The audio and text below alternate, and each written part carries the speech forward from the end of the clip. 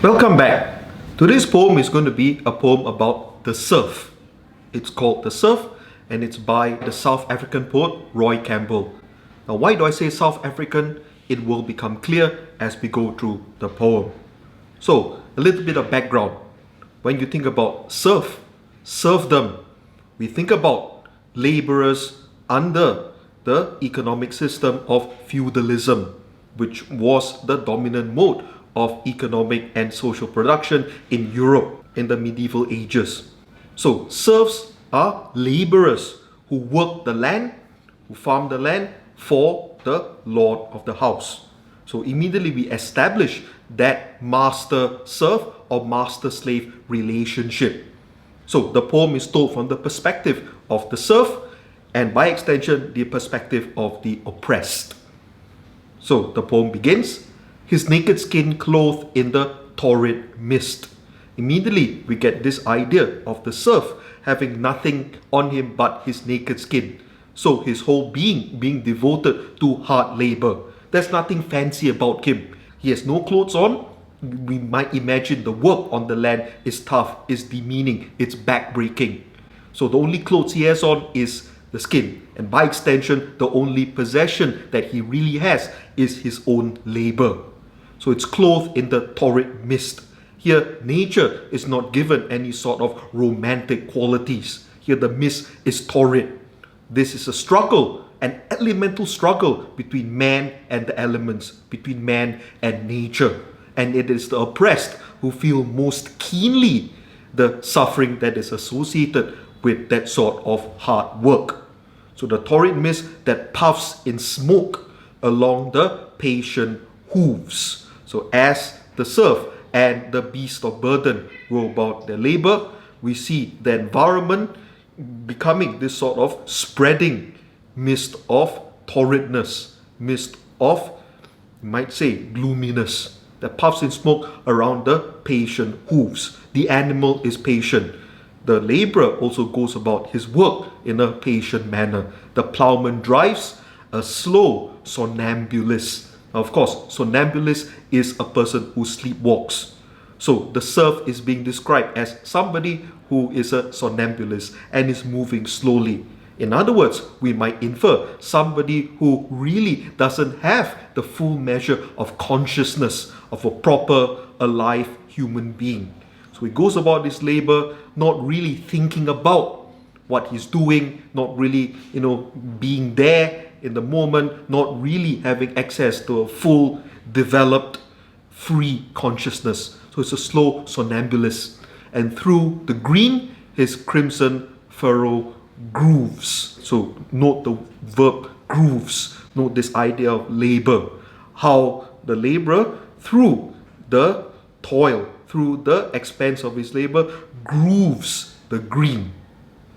His heart more deeply than he wounds the plain. If the result of the physical labor is a change in the environment, his emotion, his heart, more deeply than he wounds the plain. The poet now brings in that emotional dimension. So the serf not only wounds the plain, but also the serf is wounded because he is, again, suffering under that sort of oppressive system of master-slave. He only has his labor. He doesn't have anything about him. He has no possessions. He has no freedom. So it doesn't mean that although he's a slow somnambulist, he doesn't have any emotions. The poet is trying to say that his heart wounds the plain. His heart is associated with his mode of life. And he's feeling dissatisfied. And he's feeling a deep wound. Long by the rasping share of insult, torn. So that verb, rasping, shows you how impactful the insult is to him. But it's long by the rasping share of insult, torn. The slave is beaten down. The serf is used to this system of oppression. Red cloth, to which the war cry once was rain, and tribal spears, the fatal sheaves of corn, lie fallow now. The poet might bring in this idea of the serf's culture. In a sense, he's being displaced. His war cry once was rain. He had much more energy in the past, right? We might say, right, the serf's culture had more vigor, had more relevance to him back then. But now, the fatal sheaves of corn lie fallow now. Now the slave seems lifeless, seems oppressed, seems that he has almost kind of accepted his mode of life, the way things are. So the fatal sheaves of corn, the war cry, all these things are now fallow. All these things, they have lost their energy, they've lost their relevance, they've lost their purpose.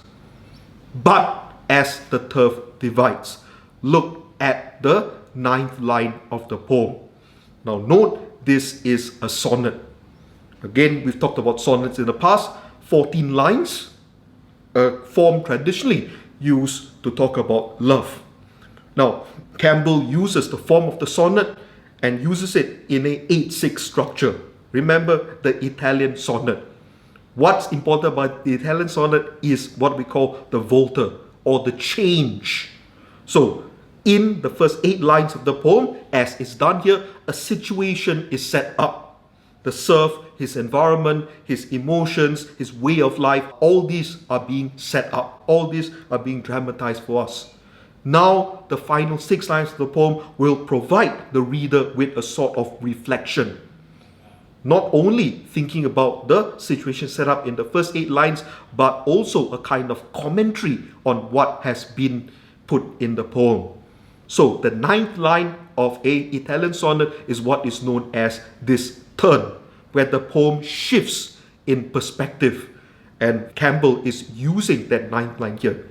Lies fallow now, full stop. But as the turf divides. Note there is a break in the middle of the line. This is what is known as a Caesura, or literally a pause in the middle of a line of verse. How does Campbell use the Caesura to effect? Of course, that full stop, but the word that follows it. But there's going to be some sort of change. The poet is going to look at the serf in a different perspective. But as the turf divides, I see. So now that observer voice comes in the slow progress of his strides. Now the tone starts to change. In the first 8 lines of the poem, the movement of the plowman seems to be like a somnambulist. It doesn't have any purpose. It doesn't have any motivation other than to get the job done, other than to tend to the harvest. But here, the poet in the 10th line is thinking about his strides as having some sort of progress. Some sort of change is coming. Some sort of change is afoot. Although it is slow, it's still discernible. So in his strides, there is progress. Over the toppled clods and falling flowers. It seems now that the labor of the serf has accrued some sort of power. The clods are toppled. The flowers are falling. The serf's labor changes nature, changes the conditions of life. The timeless, surly patience of the serf. Now patience becomes that sort of positive value now. It's timeless. It's always with them. It's almost a sort of innate quality to the serf and his way of life. It's a patience that is surly. It's a patience that isn't glamorous. It's a patience that brings along with it resentment, disappointment, and disillusionment. But it's still a kind of surly patience. It's still a kind of persistence to move on, to work, to change, right, the landscape that moves the nearest to the naked earth. So the serf, although he is naked like the earth, he is the one who is nearest to the earth. He is the one who is in most contact with the conditions of life, with the environment, with really the essentials, the elemental. And this patience and this labor and this effort of the serf is given a sort of bombastic resonance in the last line of the poem. So the people who move nearest to the naked earth, the people who have nothing more than their identities, nothing more than their labor, nonetheless have the power to plow down palaces and thrones and towers. Look at the last line of the poem. So the oppressed nonetheless has the power to one day overturn these places of inequality, palaces where people feast, where people there are blind to the suffering of the oppressed, and thrones and towers. There is that hope that one day the situation might change. One day the corrupting effects of power, the crippling effects of inequality of this whole mode of life can be toppled, can be overturned, can be made more equal. The serf contains within him that power to really change not only the geographical basis of society, the land, but also its economic, its social, its political structure. So going back to this idea of the poet himself, Roy Campbell, South African poet. Now, of course, if you do know something about the history of South Africa, you would understand the brutal legacy of colonialism. So the point here could be that Roy Campbell is using this example of the serf, this example of inequality, the oppressor versus the oppressed, as a way to talk about the situations of post-colonial peoples who are trying to forge a new identity, who are trying to leave behind the brutal legacies of colonialism. So Roy Campbell uses his poetic voice and reaches across history, looking at a mode of production that exists in the medieval ages and connecting it with his own post-colonial reality to suggest that whatever temporal power there is in the hands of the oppressor will not last. There's that hope, even in the undignified labor of the serf, that kind of work has that momentum, has that force, has that idealistic shape to his existence in order to challenge power. Arthur Miller once said, poetry is a speaking truth to power. And indeed, the poem shows us that this is the case. This has been How to Read a Poem. New episodes every Wednesday. Once again, if you want me to do any poems, please comment below in the comment section. Thank you.